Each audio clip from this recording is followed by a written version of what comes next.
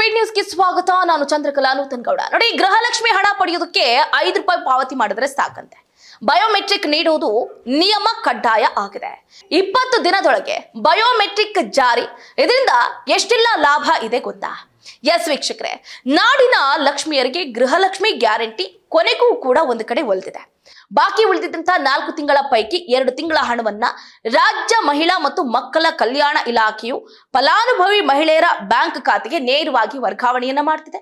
Gruhalakshmi guarantee ಯೋಜನೆ ಅಡಿ ಮಹಿಳೆಯರಿಗೆ ಮಾರ್ಚ್ ತಿಂಗಳು ಸೇರಿದಂತೆ ಒಟ್ಟು 4 ತಿಂಗಳ ಹಣವನ್ನ ರಾಜ್ಯ ಸರ್ಕಾರ ಪಾವತಿಸುವುದು ಬಾಕಿ ಒಂದು ಕಡೆ ಉಳಿದಿತ್ತು.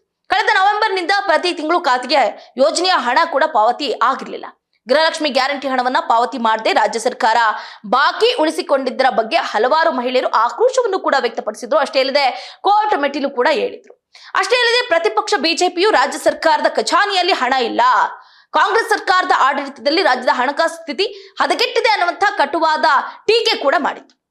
ಇದರಿಂದ ಒತ್ತಡಕ್ಕೆ ಸಿಲುಕಿದ್ದ ರಾಜ್ಯ ಸರ್ಕಾರ ಈಗ ಹಂತ ಹಂತವಾಗಿ ಗ್ಯಾರಂಟಿ ಯೋಜನೆಯ ಹಣವನ್ನ ಬಿಡುಗಡೆ ಮಾಡೋದಕ್ಕೆ ಮುಂದಾಗ್ತಾ ಇದೆ. ಇದು ಒಂದು ಕಡೆ ಆದ್ರೆ, ಮತ್ತೊಂದು ಕಡೆ ನೋಡಿ, ಬಯೋಮೆಟ್ರಿಕ್ ಜೊತೆಗೆ ಗೃಹಲಕ್ಷ್ಮಿ ಸೊಸೈಟಿಗೆ ಸದಸ್ಯತ್ವವನ್ನ ಕೂಡ ಮಹಿಳಾ ಮತ್ತು ಮಕ್ಕಳ ಕಲ್ಯಾಣ ಇಲಾಖೆ ಮಾಡಿಕೊಳ್ತಾ ಇದೆ. ಈ ಸದಸ್ಯತ್ವ ಬಯಸುವ ಫಲಾನುಭವಿಗಳು 1250 ರೂಪಾಯಿ ಪಾವತಿ ಮಾಡಬೇಕು. ಒಂದು ವೇಳೆ ಗೃಹಲಕ್ಷ್ಮಿ ಸೊಸೈಟಿ ಸದಸ್ಯತ್ವ ಬೇಡ ಅಂತಂದ್ರೆ ಬಯೋಮೆಟ್ರಿಕ್ ಅಷ್ಟೇ ಮಾಡಿಸ್ಕೊಳ್ಳಬಹುದಾಗಿದೆ.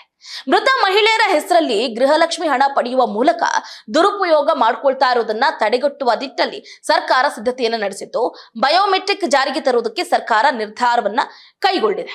ಸರಿ, ಮುಂದಿನ ತಿಂಗಳಿಂದ ಬಯೋಮೆಟ್ರಿಕ್ ಜಾರಿಗೆ ಬರುತ್ತೆ. ಇದರಿಂದ ಆಗುವಂತ ಲಾಭಗಳು ಏನು ಅಂತ ಕೂಡ ಒಮ್ಮೆ ಗಮನಿಸಬೇಕಾಗುತ್ತೆ. ನೋಡಿ, ಇನ್ನು ಈ ಬಯೋಮೆಟ್ರಿಕ್ ಗೃಹಲಕ್ಷ್ಮಿ ಫಲಾನುಭವಿಗಳು ಶುಲ್ಕ ಪಾವತಿ ಮಾಡಬೇಕಾಗಿದೆ. ಬಯೋಮೆಟ್ರಿಕ್ ಆಗದೆ ಇದ್ರೆ 2000 ರೂಪಾಯಿ ಅಮೌಂಟ್ ಬರೋದಿಲ್ಲ. ಹಾಗಾಗಿ ಬಯೋಮೆಟ್ರಿಕ್ ಮಾಡಿಸ್ಕೊಳ್ಳೋದಕ್ಕೆ ಪ್ರತಿ ಫಲಾನುಭವಿಯು ಕೂಡ 5 ರೂಪಾಯಿ ಶುಲ್ಕವನ್ನ ಪಾವತಿ ಮಾಡಬೇಕಾಗುತ್ತೆ.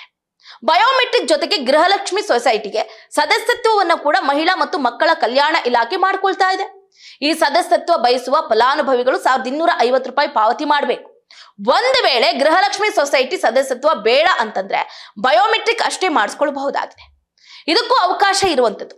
ನೋಡಿ, ಇನ್ನು ಬರುವ ತಿಂಗಳಿಂದ ಜಾರಿಗೆ ಬರುತ್ತೆ. ಇದು ಈ ತಿಂಗಳಲ್ಲ, ಬರೋ ತಿಂಗಳಿಂದ ಜಾರಿಗೆ ಬರುತ್ತೆ. ಈ ತಿಂಗಳ ಸಿದ್ಧತೆಯನ್ನು ಮಾಡ್ಕೊಳ್ತಾ ಇದ್ದಾರೆ. ನೀವು ಕೂಡ ಮಾಡ್ಕೊಡಿ. ಹೀಗಾಗಿ ಈಗಾಗಲೇ ಗೃಹಲಕ್ಷ್ಮಿ ಬಯೋಮೆಟ್ರಿಕ್ ಗಾಗಿ ಆಪ್ ಅನ್ನ ಸಿದ್ಧಪಡಿಸಲಾಗ್ತಿದೆ.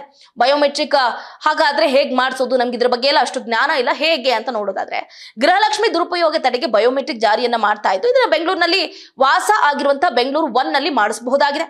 ಇನ್ನು ಗ್ರಾಮಾಂತರ ಪ್ರದೇಶದಲ್ಲಿ ವಾಸ ಆಗಿರುವಂತಹ ಗೃಹಿಣಿಯರು ಗ್ರಾಮ 1ಗಳಲ್ಲಿ ಬಯೋಮೆಟ್ರಿಕ್ ಮಾಡ್ಕೊಳ್ಳೋದಕ್ಕೆ ಅವಕಾಶವನ್ನ ನೀಡುವ ಸಾಧ್ಯತೆಯೂ ಕೂಡ ಇದೆ. ಇನ್ನು ಒನ್ ಟೈಮ್ ಬಯೋಮೆಟ್ರಿಕ್ ಆಗಿದ್ದು, ಇದನ್ನ ಒಮ್ಮೆ ಬಯೋಮೆಟ್ರಿಕ್ ನೀಡಿದ್ರೆ ವ್ಯಕ್ತಿಯ ಖಚಿತತೆಯಿಂದ 2000 ರೂಪಾಯಿನ ಗೃಹಲಕ್ಷ್ಮಿಯರ ಬ್ಯಾಂಕ್ಗೆ ಖಾತೆಗೆ ನೇರವಾಗಿ ಪಾವತಿ ಮಾಡಲಾಗುತ್ತೆ. ಗ್ರಾಮ 1, ಬೆಂಗಳೂರು 1 ಸೇವಾ ಸಿಂಧು ಕೇಂದ್ರಗಳಿಗೆ ತೆರಳಿ ಬಯೋಮೆಟ್ರಿಕ್ ಅನ್ನ ನೀಡಬಹುದು.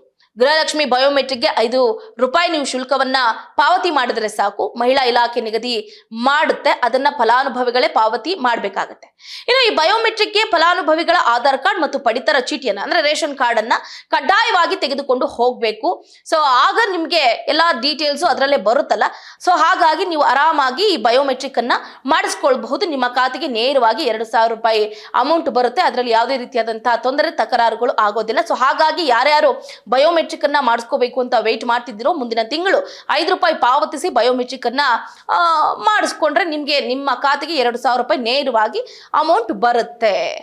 ಇದಾಗುತ್ತೆ ಇವರೆಗಿನ ಅಪ್ಡೇಟ್. ನೋಡ್ತಾ ಇರಿ ಸ್ಪೀಡ್ ನ್ಯೂಸ್, ಸುದ್ದಿ ನಿಮ್ಮದು, ವೇಗ ನಮ್ಮದು.